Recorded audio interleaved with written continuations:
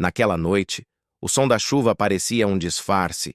Cada gota que caía sobre o caixão pequeno era uma lembrança do que eu estava perdendo e do que eu estava escondendo. Enquanto eu enterrava meu filho, a quilômetros dali, minha família brindava. Ria, dançava, celebrava o casamento da minha irmã. Mas ninguém sabia que as duas histórias, a festa e o enterro, estavam ligadas por um segredo que poderia destruir todos nós. Tudo começou 3 dias antes do casamento. Eu deveria estar feliz, mas desde que voltei daquela viagem, eu não era mais o mesmo. Meu filho Lucas tinha mudado também. O jeito que me olhava, as perguntas que fazia, era como se ele soubesse: pai, quem era aquela mulher que te ligou ontem à noite? Eu vivi uma vida dupla por quase 1 ano. Trabalhava de dia e à noite. Encontrava alguém que não devia existir. Ela se chamava Helena. Pelo menos era assim que ela dizia se chamar. Nunca me contou o sobrenome, e por algum motivo eu nunca perguntei. Havia algo na maneira como ela falava, pausada, quase ensaiada, que me fazia acreditar que qualquer pergunta errada poderia custar caro. Disse que trabalhava para o governo, mas nunca revelou de qual departamento. E mesmo assim havia uma autoridade no seu olhar, um tipo de confiança fria que fazia tudo parecer legítimo. Até demais. Nos encontramos pela primeira vez em um café pequeno no centro da cidade. Ela chegou exatamente às 8 horas, sem atrasos, com um casaco escuro e uma pasta de couro nas mãos. Eu estava nervoso. Precisava do dinheiro, precisava desesperadamente. Helena sabia disso. Sabia mais sobre mim do que eu mesmo.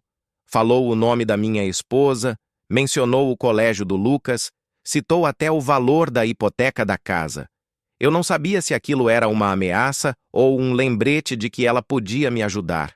Ela me ofereceu uma quantia que eu jamais veria em toda a minha vida.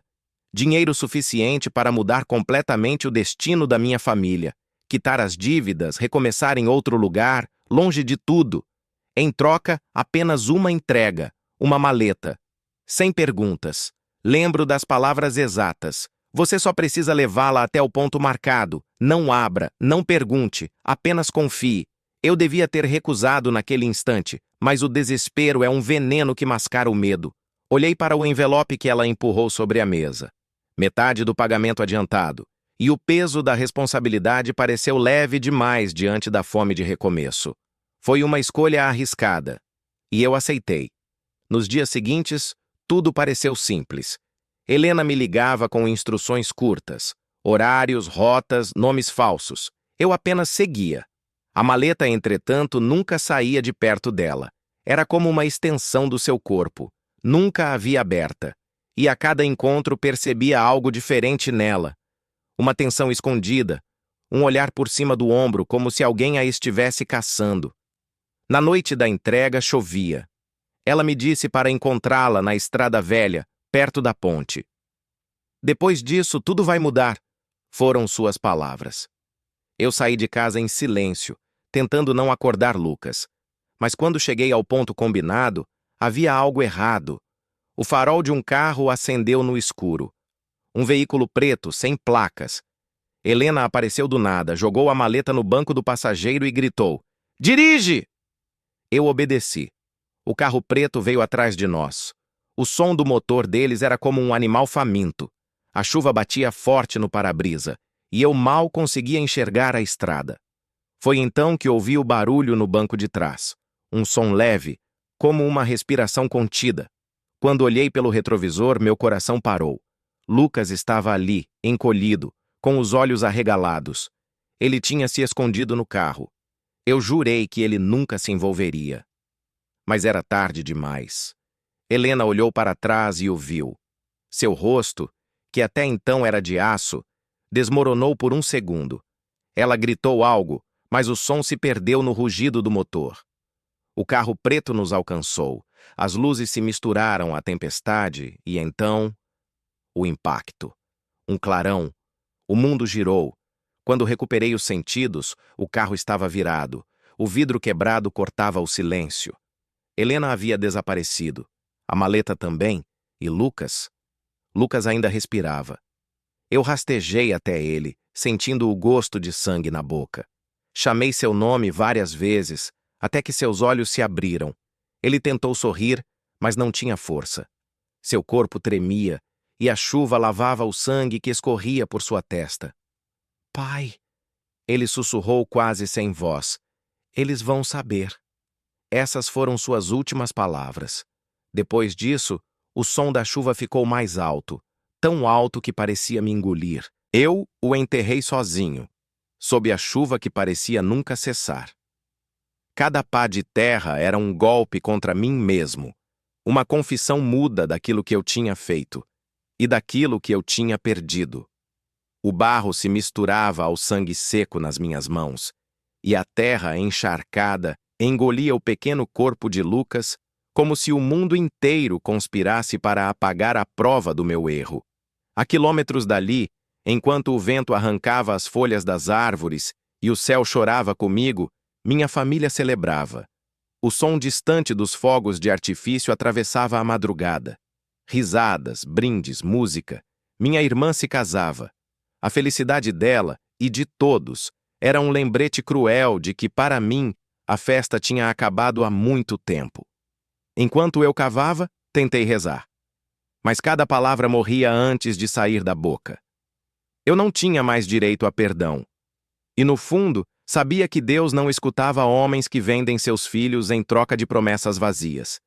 Quando terminei, fiquei ali, ajoelhado, encarando o monte de terra fresca. O som da chuva abafava o mundo, mas por um instante juro que ouvi algo.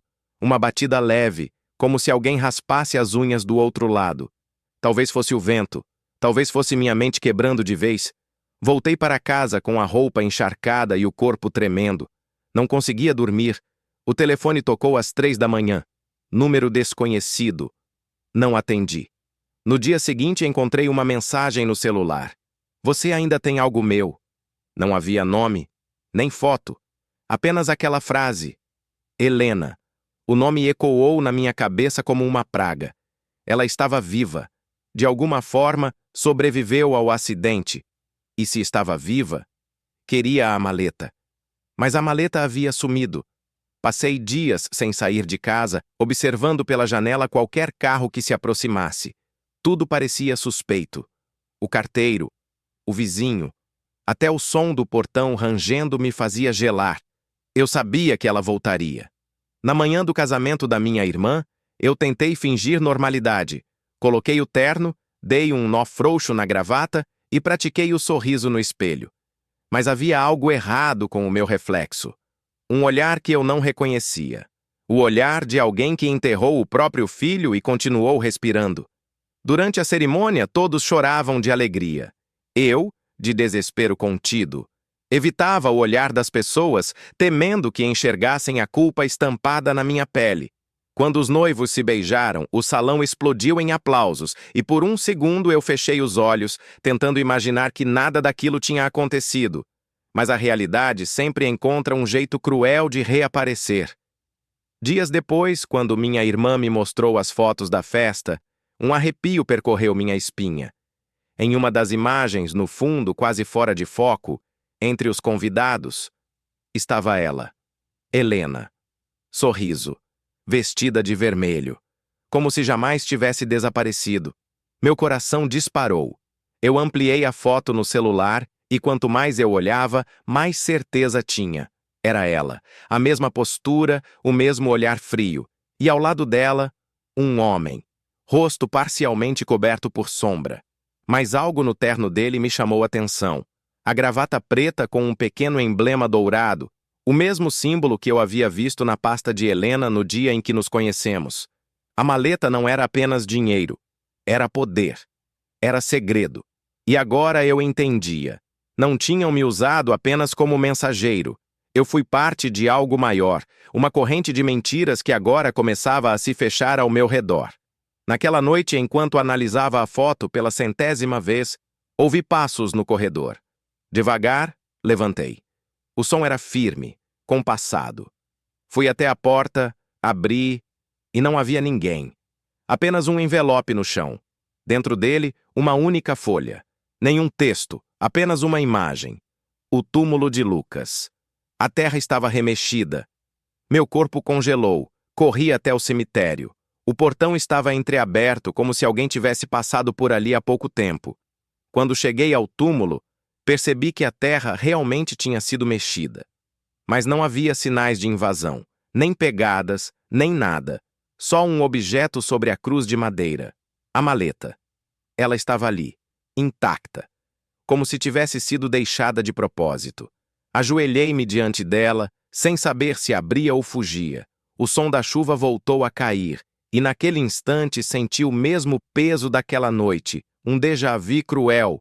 Lembrei das palavras do meu filho: Pai, eles vão saber. Senti que, onde quer que ele estivesse, Lucas tentava me avisar, mas eu já estava longe demais para recuar. Toquei a maleta. Estava fria, úmida, pesada, e vibrava levemente, como se houvesse algo vivo dentro. Respirei fundo e, pela primeira vez, decidi fazer o que não devia. Girei o fecho. O clique ecoou alto na noite. Antes que eu pudesse levantar a tampa, ouvi novamente o som de passos atrás de mim. Lentamente, me virei.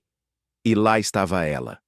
Helena, parada sob o guarda-chuva, o rosto parcialmente iluminado pelos relâmpagos. O mesmo sorriso da foto, o mesmo olhar que me prometera redenção e me entregara ao inferno. Eu disse para não abrir, ela sussurrou. Foi nesse momento